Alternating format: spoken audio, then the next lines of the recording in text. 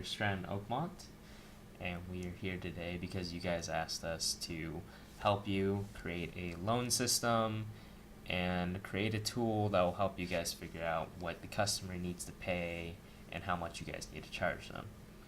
So here you can see you asked us to do a 30-year fixed and a 15-year fixed, and we inputted some numbers for your $250,000 loan. Now, how it works is that you enter in a loan amount, so it's $250,000. You figure out how long this contract is for, so 30-year and 15-year, and you gave us the interest rate of 4% for the 30-year and 3% for the 15-year. You can change when the payments are made. If you want it quarterly, you just type in a 4. If you want it biannually, just type in a 2, etc. And that'll change the payment down here because it's based off your interest rate and the frequency of payments. So how it all works is that after you type in all those inputs, the payment will differ on each side. As you can see, the 15-year is larger payment of about $1,700 and about $1,100 for the 30-year. As you go through each installment, the interest that is paid decreases and the principal amount increases. The principal amount is what actually go towards the loan or your debt. So you guys asked us to focus on the target market of a recent college graduate. And this will change how you guys should recommend which loan to go for if you start to change your target market. But in this case, it'll just be a college graduate. And from our research, we determined that they're not that financially stable and they don't have that much income to work with. So we do recommend that you guys offer them the 30-year versus the 15-year. Why? In the 30-year, the payment is less for each month, about $1,100 versus $1,700 in the 15-year option. Now, being less is a highlight, and that allows them to focus their money on other issues or investments that they may have. And who knows what will happen in the future? Their car breaks down or something. It's nice to have that extra cash.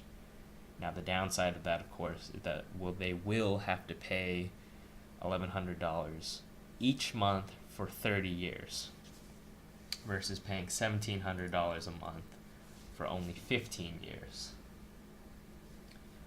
Those are the pros and cons, but like we said, it all depends on the customer. A college graduate just does not have enough money to pay a higher payment in the short term. If the customer had more money in the short term, then we'd go with a 15-year, but in this case, a 30-year is just better in every way aside from having to pay an extra 15 years. It's all the same amount in the end to pay off the loan, but it's all about the timing.